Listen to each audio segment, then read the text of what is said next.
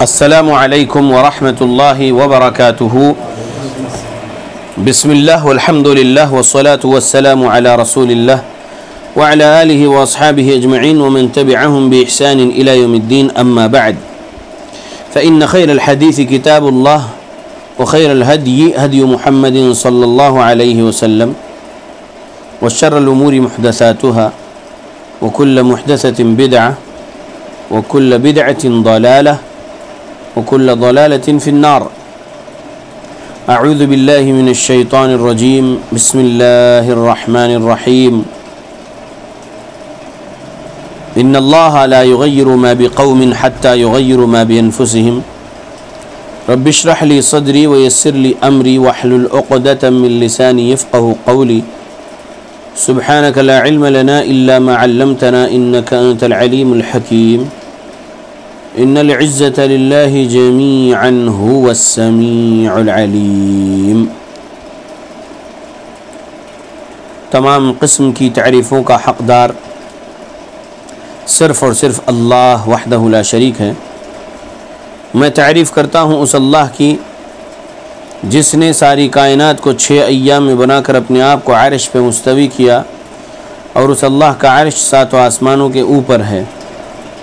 पढ़ता हूँ मैं दरूद, और आप सब भी पढ़ें दरूद, अल्लाह के आखिरी नबी आखिरी रसूल मोहम्मद सल्लल्लाहु अलैहि वसल्लम पर, जिस रहमतुल लिल आलमीन पर दरूद पढ़ने का हुक्म दिया है अल्लाह रब्बुल आलमीन ने। अल्लाहुम्मा सल्लि अला मुहम्मद व अला आलि मुहम्मद कमा सल्लैत अला इब्राहीम व अला आलि इब्राहीम इन्नका हमीदुम मजीद। अल्लाहुम्मा बारिक अला मुहम्मद व अला आलि मुहम्मद कमा बारकत अला इब्राहीम व अला आलि इब्राहीम इन्नका हमीदुम मजीद। सामईन, आज 11 जून 2022 को यहाँ सईदुल्लाह सर के इस कोचिंग सेंटर में मगरूल पीर, वाशिम डिस्ट्रिक्ट, महाराष्ट्र में हमारे दर्स का उन्वान है इल्म और उलमा की अहमियत। इल्म और उलमा की अहमियत। अल्लाह रब्बुल आलमीन के क़ुरआन से, मुहम्मद रसूलुल्लाह सल्लल्लाहु अलैहि वसल्लम की अहादीस से आज के इस उन्वान के लिए जो दलाइल मैं आपके सामने सुनाऊंगा, ये दलीलों को याद रखिए और ये दलीलें लोगों तक पहुंचाने वाले बनिए। सबसे पहली दलील सूरह मुजादिला, सूरह नंबर 58, आयत नंबर 11। यरफ़इल्लाहु अल्लज़ीना आमनू मिनकुम वल्लज़ीना ऊतुल इल्म दरजात। तुम में से जो लोग ईमान रखने वाले हैं और जिनको इल्म बख्शा गया है, अल्लाह ताला उनको बुलंद दर्जे अता फरमाएगा। बहुत गौर से समझिए, बहुत गौर से सुनते हुए समझिए। यरफ़इल्लाहु अल्लज़ीना आमनू मिनकुम वल्लज़ीना ऊतुल इल्म दरजात। तुम में से जो लोग ईमान रखने वाले हैं और जिनको इल्म अता किया गया है, अल्लाह ताला उनको बुलंद दर्जे अता फरमाएगा। उलमाए हक़ और उलमाए सू में ज़मीन और आसमान का फ़र्क है। उलमाए हक़ आसमान के मानिंद है, तो उलमाए सू पूरी ज़मीन के मानिंद नहीं है, बल्कि ज़मीन का एक छोटा सा हिस्सा जिसमें सिर्फ और सिर्फ ऐसा पौधा उगता हो जिस पौधे से ना इंसानों को फ़ायदा है न जानवरों को, समझो क्या बोलना चाहता हूँ।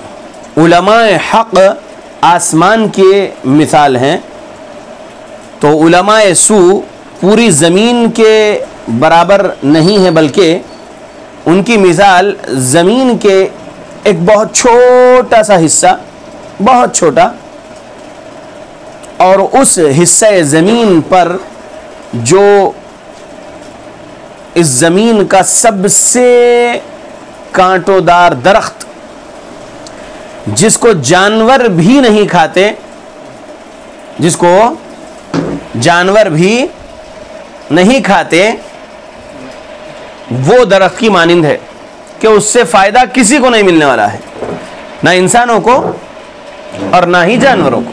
समझो बात को, क्या बोलना चाहता हूँ। ये जो सूरा 58 आयत 11 है, इसमें उलमाए हक़ की मिसाल बयान हो रही, उलमाए सू की नहीं। और अल्लाह रब्बुल आलमीन के कुरान सूरा अर्राद सूरा नंबर 13 की आयत नंबर गालिबन 17 है, अगर मैं सही कोट कर रहा हूँ तो इंशाअल्लाह, उसमें है व अम्मा मा यंफ़उन्नास फ़यमकुसू फ़िल अर्द, और इस ज़मीन पर इंसानों को नफ़ा पहुँचाने वाले बहुत थोड़े होते हैं और वो बहुत रुके रहते हैं। तो ये आयत कई बातों के लिए, कई मिसालों के लिए समझाने के लिए है, लेकिन उलमाए हक़ के लिए यह आयत इस अंदाज में है कि एक मिसाल समझिए, हलाल जानवर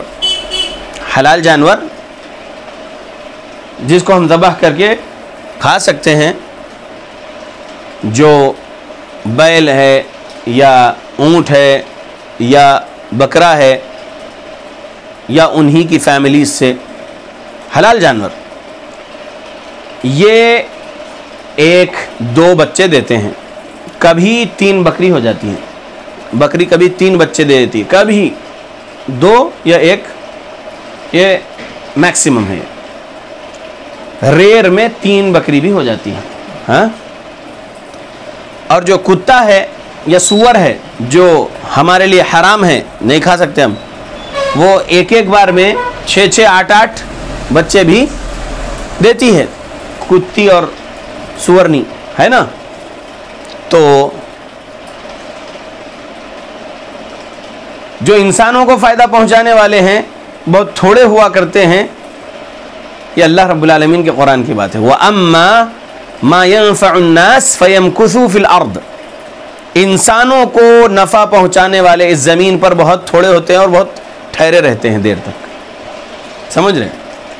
तो उलमाए हक़ इंसानों को फ़ायदा पहुंचाने वाले होते हैं और बहुत थोड़े होते हैं और रुके रहते हैं, और क़ियामत तक उलमाए हक़ थोड़े ही रहेंगे और रुके रहेंगे।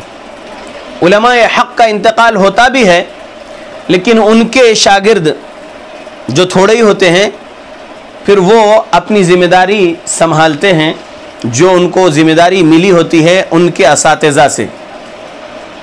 तो वह अम्मा मा यंफ़उन्नास फ़यमकुसू फ़िल अर्द, इसको याद रखिए अच्छे से।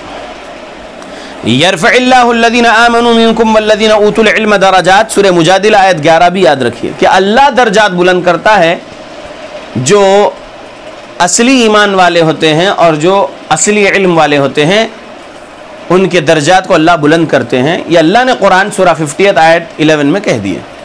ठीक है, उलमाए हक़ की सोहबत इख्तियार करेंगे तो क्या मिलेगा?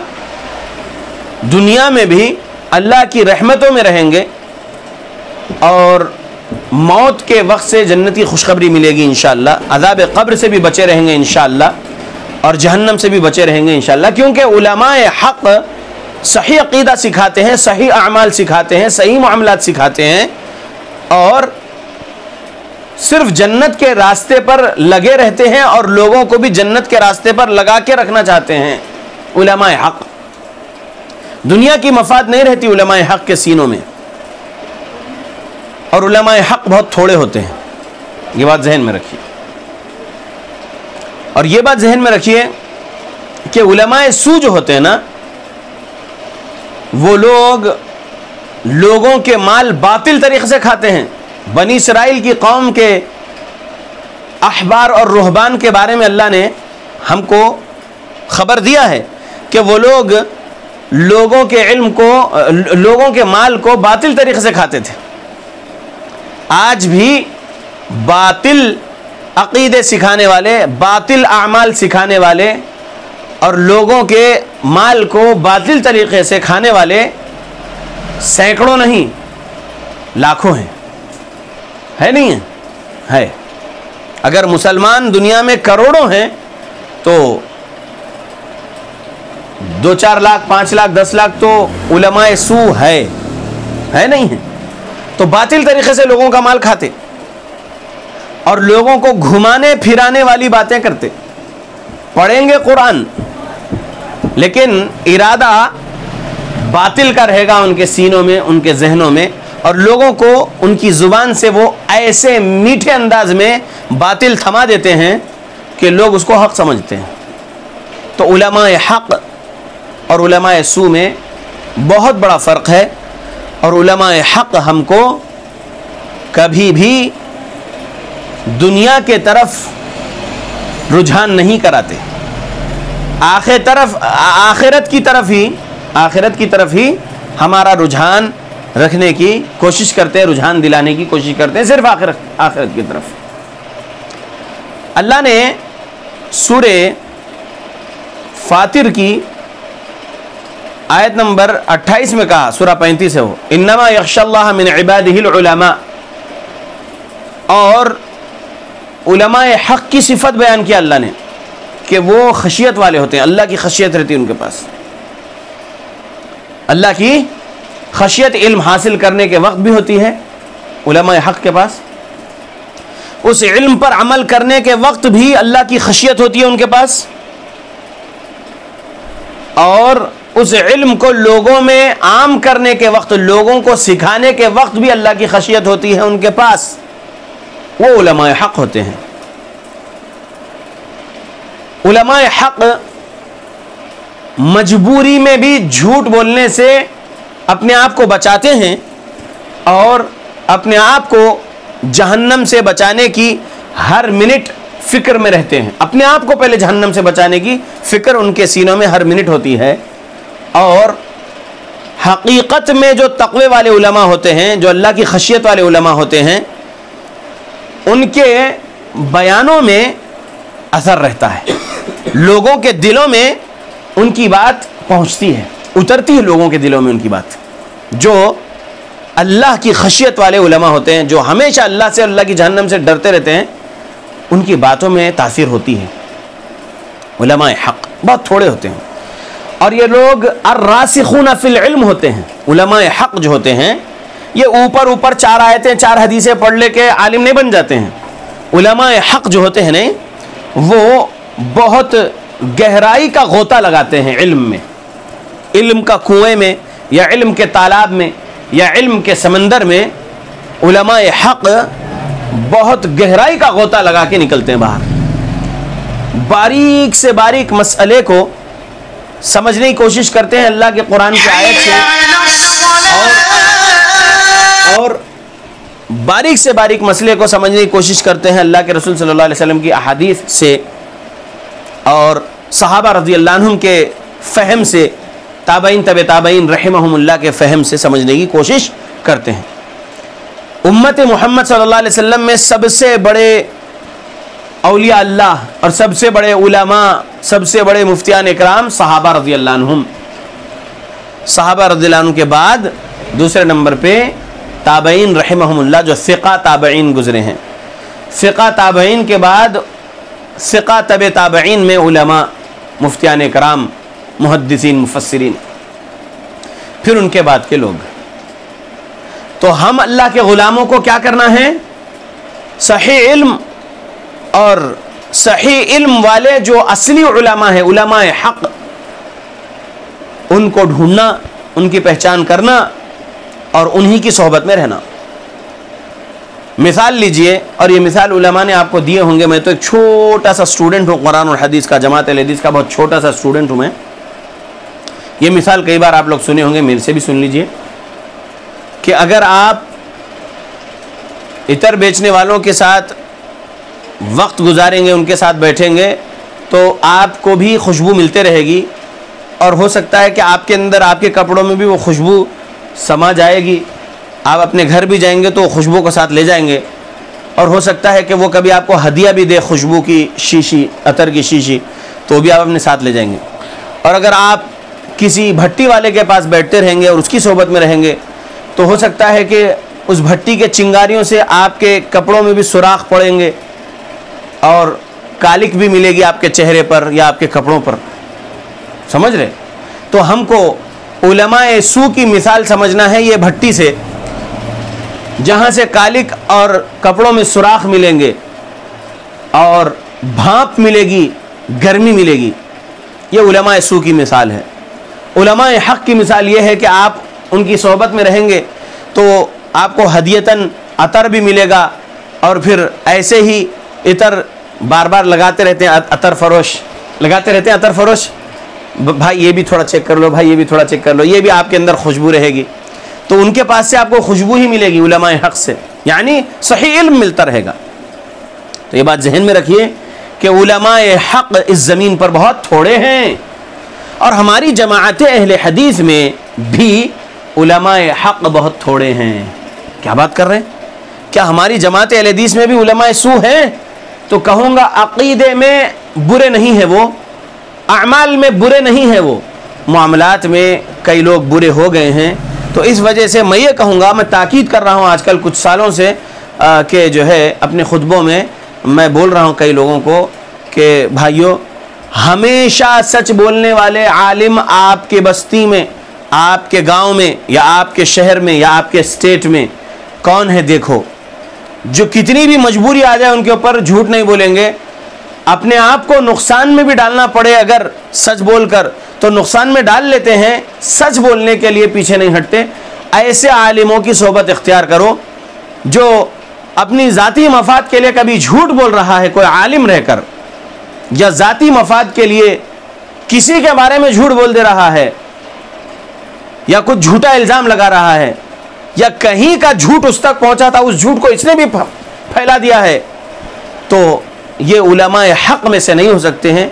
अगरचे कि उनका अक़ीदा अच्छा होगा, कुरान और हदीस के मुताबिक होगा, अगरचे कि उनके आमाल कुरान और हदीस के मुताबिक होंगे। आमाल यानी नमाज नबवी पढ़ते होंगे, रोज़ा नबवी रखते होंगे, उम्रा और हज नबवी तरीक़े से करते होंगे, ज़कात और सदक़ात नबवी तरीक़े से देते होंगे, ज़िक्र अज़कार नबवी तरीक़े से पढ़ते होंगे, तिलावत कुरान नबवी तरीक़े से करते होंगे, क़ियामुल लैल नबवी तरीक़े से करते होंगे, आमाल सालिहा जो है नबवी तरीक़े से करते होंगे। लेकिन मामलात में अगर वो दो चेहरे वाले हैं तो ऐसे आलिम से भी अपने आप को दूर रखो। अगरचे कि हमारी जमात अहले हदीस के आलिम होंगे हो, लेकिन उनसे दूर रखो अपने आप को। ये बात जहन में रखो। ये क्यों मैं बोल रहा हूँ, ये जहन में रखो। ये बात ये इसलिए जहन में रखो, ऐसे लोगों से वास्ता पड़ सकता है, वास्ता पड़ा भी होगा पास्ट में और आगे भी पड़ सकता है, वास्ता पड़ सकता है। लिहाजा हमको सच बोलने वाले आलिमों की सोहबत इख्तियार करना चाहिए। अल्लाह रब्बुल आलमीन इनके दर्जात खुद ब खुद बुलंद करता है, और आप देखते रहते हैं, आप देखेंगे अल्लाह रब्बुल आलमीन दर्जात बुलंद करता है। असली आलिम का दर्जा बुलंद होता है, जो सच में आलिम कहलाने लायक हो। और सच में आलिम की सनद क्या है मालूम? सूरा 35 आयत 28 सबसे बड़ी सनद है ये। इन्नमा यख्शल्लाह मिन इबादिहिल उलमा। क्या मतलब इसका? हकीकत यह है कि अल्लाह के बंदों में सिर्फ इल्म रखने वाले लोग ही अल्लाह से डरते हैं। यानी जो सच्चा आलिम होगा वो हमेशा अल्लाह से डरने वाला होगा, और ऐसे लोगों को ही अल्लाह ने उलमा कहा है। जो अल्लाह से नहीं डर रहा है झूठ बोल रहा है, जो अल्लाह से नहीं डर रहा है दूसरे की ज़कात और सदक़ात खुद खा जा रहा है, तो वो आलिम कहलाने के लायक नहीं है। सूरा 35 आयत 28 के मुताबिक। अभी परसों मैं जो है एक मदनी आलिम साहब के साथ बैठा, मैं उनकी पेशानी का बोसा लिया, और हैदराबाद की एक मस्जिद में भी आए हुए हैं वो। मैं उनको तक़वे वाला आलिम पाया हूँ। सच में जब उन्हें बयान करते हैं तो दिल के अंदर बात उतरती है, सच में अल्लाह से डरने वाले हैं और फितने को बहुत दूर से देखकर लोगों को आगाह कर देते कि देखो ये फितना है, इससे अपने आप को बचा के रखना। और सच में जो उलमा होते हैं ना, जो सूरा 35 आयत 28 वाली सनद वाले उलमा होते हैं ना, हकीकत में हर मिनट अल्लाह से डरने वाले जो सच्चे आलिम होते हैं, वो फितनों को भांप लेते हैं, फितनों को पढ़ लेते हैं, फितनों को परख लेते हैं, फितनों को समझ जाते हैं कि यह फितना है और लोगों को आगाह करते रहते हैं। मैं अगर नाम लेकर एक बात बोलूं तो बुरा नहीं मानना, दर्स होने के बाद अगर सवाल करना है तो कर लेना। PFI popular front of India, हमारे इंडिया में फितना है। PFI से अपने आप को बचा लेना चाहिए अहले हदीस मुसलमानों को पहले नंबर पर, और दूसरे नंबर पर तमाम मुसलमानों को अपने आप को बचाना चाहिए PFI के फितने से। PFI फितना है इंडिया में, समझ लो अल्लाह के बंदो। बड़े उलमा ने मुझे ये सबक दिए हैं। मैं जमात अहले हदीस का छोटा सा स्टूडेंट हूँ। मैं फसीहुद्दीन हैदराबादी बहुत छोटा सा स्टूडेंट हूँ कुरान और हदीस का। मैं अपने किबार उलमाए अहले हदीस से जो इल्म ले रहा हूँ अकीदे का, अमाल का, मुआमलात का, कुरान और सही अहादीस के दलाइल से, वो लोग मुझे हालात हाजरा के बारे में भी बहुत सारी चीज़ें बता रहे हैं, सिखा रहे हैं, समझा रहे हैं और बोल रहे हैं कि PFI फितना है। इस फितने से अपने आप को बचा के रखना, दूर रखो अपने आप को पॉपुलर फ्रंट ऑफ इंडिया से। और जो कोई भी जमात अहले हदीस के नौजवान जज्बात में जा रहे हैं और जज्बातियात जो लोग दिखाते हैं उनके साथ जो है मिलकर PFI ज्वाइन कर रहे हैं, ऐसे अहले हदीस नौजवानों को PFI से तौबा करवाओ और वापस उनको जमात अहले हदीस का मुसल्ली मुक्तदी बना के रखो अपनी मस्जिद का। PFI से तौबा कर लो अगर कोई अहले हदीस जुड़े हुए हैं PFI में, तो PFI फितना है, क्योंकि नुकसान हो रहा है PFI से, मुसलमानों को फायदा नहीं। वो लोगों की आवाज़ है कि हम जालिमों के खिलाफ मजलूमों की मदद करने वाले हैं, वो ये बोल रहे हैं, लेकिन नुकसान बहुत हो रहा है। गुज़िश्ता कल 10 जून 2022 को भी कई मुसलमान अरेस्ट किए गए प्रोटेस्ट के नाम से, समझ रहे। सहारनपुर में भी देख लो, कानपुर में भी देख लो, आप लोग सुन रहे होंगे ये सोशल मीडिया के जरिए से न्यूज़, कई मुसलमानों को अरेस्ट कर रहे हैं पुलिस वाले, उत्तर प्रदेश के हो या और दूसरे बीजेपी रूलिंग स्टेट्स के पुलिस जो है मुसलमानों पर जुल्म कर रहे हैं। और PFI वाले उकसाते हैं और ले जाते हैं लोगों को, जो है नहीं आओ मजलूमों के लिए ठहर जाओ और जालिमों के खिलाफ। भाई मजलूमों की मदद और भी बहुत सारे तरीक़ों से की जा सकती है, ये प्रोटेस्ट से नहीं हो सकता। प्रोटेस्ट से नुकसान होगा जान को, प्रोटेस्ट से नुकसान होगा माल को, समझ रहे। तो मैं ये बताना चाहता हूं कि जो असली उलमा होते हैं, उलमाए हक जो होते हैं, वो लोग हमको आगाह कर देते हैं फितनों से, कि फितनों से अपने आप को बचा लो बोलते हैं, निशानदही कर देते हैं कि ये फितना है। तो मैं ये कह रहा हूं कि PFI फितना है, इससे अपने आप को दूर रखो, मीलों दूर रखो और उलमाए अहले हदीस से मजबूत दोस्ती में रहो। ठीक है, इंशाअल्लाह आगे बढ़ता हूं। अल्लाह ने सूरह ज़ुमर सूरा 39 आयत नंबर 9 में कहा, कुल हल यस्तवी लदीना यअलमूना वल्लदीना ला यअलमून। उनसे पूछो क्या जानने वाले और ना जानने वाले दोनों कभी बराबर हो सकते हैं? अल्लाह रब्बुल आलमीन कह रहे हैं कि ज़रा पूछो इन लोगों से, इल्म रखने वाले और इल्म नहीं रखने वाले दोनों बराबर हो सकते हैं? हरगिज़ नहीं हो सकते। उलमाए सू अगरचे के कुरान की तिलावत करते होंगे, अगरचे के कुछ हदीसें पढ़ते भी होंगे, लेकिन उनकी खुराफाती आइडियोलॉजी से समझते हैं कुरान और हदीस को और गुमराह रहते हैं। युदिल्लु बिही कसीरन व यहदी बिही कसीरा। अल्लाह ने कुरान में कहा ना, कुरान के ज़रिए से कई लोग गुमराह होते हैं और कुरान के ज़रिए से कई लोग हिदायत पे रहते हैं। तो कुरान को अगर सूफियों की समझ से समझेंगे तो गुमराह हो जाएंगे, और कुरान और हदीस को सहाबा और अहले बैत रज़ी अल्लाह अन्हुम और उनकी पैरवी करने वाले हकीकी औलिया अल्लाह की समझ, यानी मुफस्सिरीन और मुहद्दिसीन जो हकीकी औलिया अल्लाह है सहाबा के बाद, उनकी समझ से समझेंगे तो फिर हम कुरान और हदीस से हिदायत ही हासिल करेंगे, गुमराही नहीं। सूफिज़म गुमराही वाले रास्ते हैं, समझ में आ गया। और खवारिज ये गुमराही वाला रास्ता है। PFI वाले खवारिज के रास्ते पर लगे हुए हैं, समझो आप लोग, समझ रहे। हम हुकूमत के खिलाफ बगावत नहीं कर सकते, आपके पास कुछ भी ताकत नहीं है। हाँ, नॉन मुस्लिम रूलिंग कंट्री में आप कानूनी लड़ाई जितनी लड़ सकते हैं लड़िए, समझ रहे। कानूनी तौर पर अपना हक हासिल करने की कोशिश कर सकते हैं आप, इंडिया में आज़ादी है। कुछ लोग रहते हैं इंडिया में, गाली देते हैं सऊदी अरब को। PFI में डॉक्टर इसरार अहमद की जहनियत के कई लोग हैं, मौदूदियत की जहनियत के कई लोग हैं, हसन अल बन्ना, सैयद कुतुब की जहनियत के कई लोग हैं PFI में। PFI के अगर आप लिंक्स देखेंगे तो जाकर रुकते हैं हमास तक। हमास के लिंक्स आप देखेंगे तो फिर मुस्लिम ब्रदरहुड जिसको कहा जाता है, इख्वानुल मुस्लिमीन, मैं तो उनको इख्वानुल मुफसिदीन कहता हूं क्योंकि हमारे उलमा ने उनको इख्वानुल मुफसिदीन कहा। फसाद मचाने वाले भाई लोग हैं वो लोग, समझ रहे। वो सलामती वाले भाई लोग नहीं हैं, नाम तो इस्लाम का और सलामती का लेते हैं। तो हमको बचना चाहिए इनकी आइडियोलॉजी से। सबसे पहले हसन अल बन्ना, दूसरे नंबर पे सैयद कुतुब, तीसरे नंबर पे मौलवी मौदूदी, चौथे नंबर पे डॉक्टर इसरार अहमद, ये लोग, और फिर कुछ खुमैनियत की आइडियोलॉजी वाले, ये सब मिलकर कॉकटेल हो गया और वो बोल दिए कि मुस्लिम ब्रदरहुड।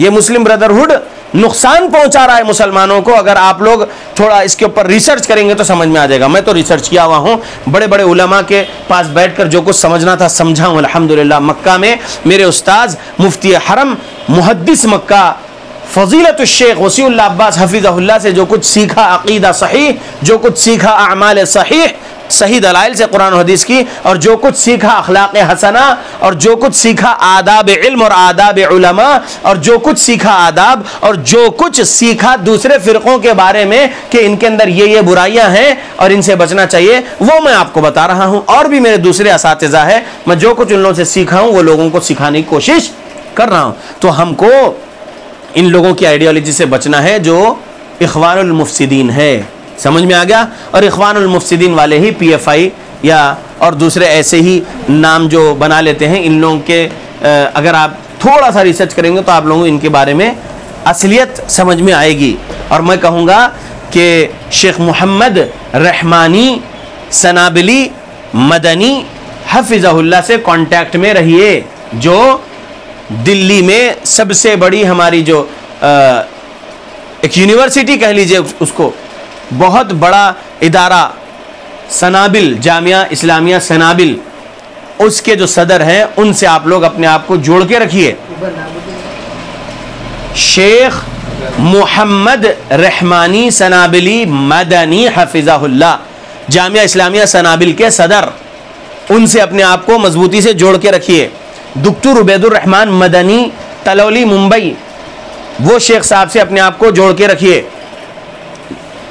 शेख रज़ाउल्लाह अब्दुल करीम मदनी हफिज़हुल्लाह से अपने आप को जोड़ कर रखिए, समझ रहे। इन लोगों से जोड़ के रखो अपने आप की इस तंजीम को, तो क्या होगा, आप लोग बचते रहेंगे गुमराहियों से इंशाअल्लाह, और बचते रहेंगे PFI जैसे फितनों से भी इंशाअल्लाह, ठीक है। और जो कुछ अभी फारिग होके आ जाते हैं अहले हदीस उलमा, मतलब अहले हदीस और आलिमियत कर लिए, हाफिज़ बन गए, फजीलत भी कर लिए, फारिग होके आ गए और किसी मस्जिद में इमामत पर है, और उन्होंने भी अगर कुछ ये जज्बात में ये जो जज्बात वाले तकरीरें सुन के PFI की अगर हिमायत कर दिए, तो ऐसे अहले हदीस आलिम को हम सुधारना किन के ज़रिए से, शेख मोहम्मद रहमानी हफिज़हुल्लाह के ज़रिए से, और ऐसे ही कुछ नाम मैं बताऊंगा, ऐसे उलमा से उनको हम कांटेक्ट करा देना और उनकी इस्लाह करा देना। हम आम लोग अगर इस्लाह नहीं कर पाएंगे तो उलमा से ऐसे नए नए फारिग आलिमों की इस्लाह करा देना, समझ रहे। ये फितनों से हम अपने आप को बचा के रखना, अगर जन्नत चाहिए तो।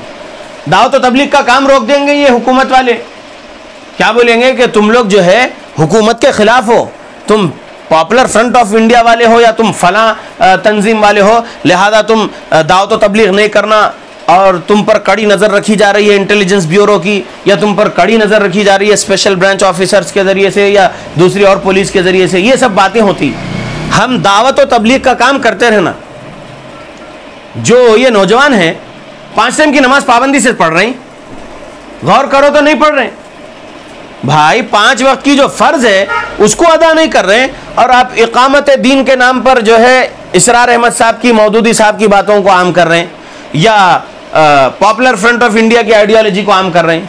भाई वो काम आपका नहीं है। वालेकुम अस्सलाम। आपका काम क्या है? आपका काम यह है कि आप सबसे पहले अपने अकीदे की इस्लाह करना है, अपने अमाल की इस्लाह करना है, अपने मुआमलात की इस्लाह करना है, फिर अपने घर वालों के अकीदे की इस्लाह करना है, अपने घर वालों के अमाल की इस्लाह करना है, अपने घर वालों की मुआमलात की इस्लाह करना है, फिर अपने पड़ोसियों के अकीदे अमाल मुआमलात की इस्लाह करना है, फिर अपने रिश्तेदारों के अकीदे अमाल मुआमलात की इस्लाह करना है। कर लिए ये काम पूरा? नहीं करे ना, तो पहले ये काम है। ये काम छोड़कर PFI की गुमराह आइडियोलॉजी को जो है प्रमोट कर रहे लोग, गलत है ना, वो उससे बचना है बस। तो मैं जो हमारे आलिमों से सीख रहा हूं वही लोगों को सिखाते फिर रहा हूं। याद रखो, ये जो आज का मेरा जो दर्स है, मुख्तसर दर्स, जिसमें ये जो उन्वान मैंने लिया, क्या? इल्म और उलमाए हक़ की अहमियत, ये समझना ज़रूरी है। इल्म और उलमाए हक़ की अहमियत को समझ लेंगे तो फिर आप कभी भी उलमाए सू के तरफ अपनी नज़रें नहीं फेरेंगे, आप उलमाए हक़ के ही तरफ लगे रहेंगे इंशाअल्लाह, और अपने आप को जन्नत के रास्ते पे लगा के रखेंगे। बहुत बड़ी अहमियत है इनकी, और ये बहुत थोड़े होते हैं, जैसा कि मैंने आपको अभी आयतें बताया हूँ। समझ रहे? अल्लाह के बंदो, ये हदीस पर गौर करो।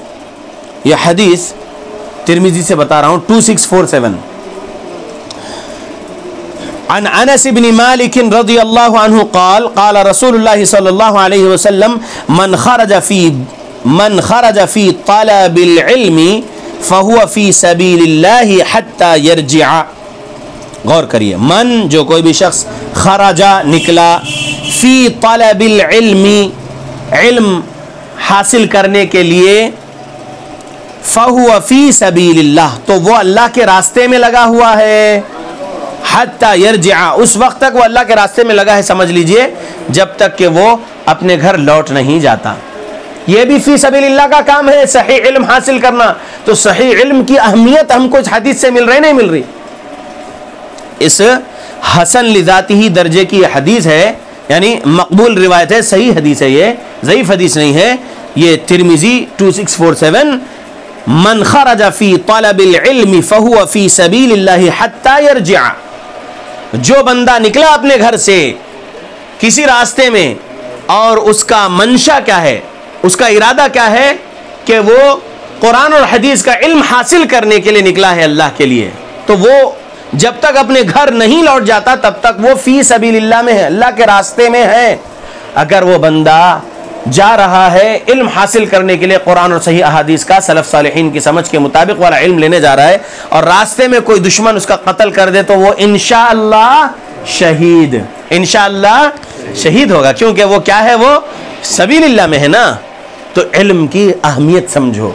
हम इधर उधर के XYZ तंजीमों से अपने आप को बचाते हुए जमाअते अहले हदीस के अकीदे और अमाल और मुआमलात सिखाने वाले उलमाए हक़ से अपनी दोस्ती मजबूत करके उनसे अपना ताल्लुक़ मजबूत करते रहना है, इल्म हासिल करने के लिए उनके पास जाते रहना है, इल्म हासिल करने के लिए, या जमात अहले हदीस के मदरसों में अपने एडमिशन्स करना, अपने बच्चों के एडमिशन्स कराना, ताकि अपने बच्चे वहाँ पर से वही अकीदा, वही अमाल, वही मुआमलात, वही अखलाक सीख लें जो अल्लाह के अर्श से नाजिल हुआ कुरान और हदीस की शक्ल में। जो सही समझ सहाबा, सही समझ अहले बैत की थी, वही सही समझ सिखाने वाले मदरसे में अगर हम अपने बच्चों को दाखिला दिला देते हैं तो हमारे बच्चे लोगों को गुमराही से रोशनी की तरफ लाने वाले बनेंगे इंशाअल्लाह। समझ में आ रहा मैं क्या बोल रहा हूँ?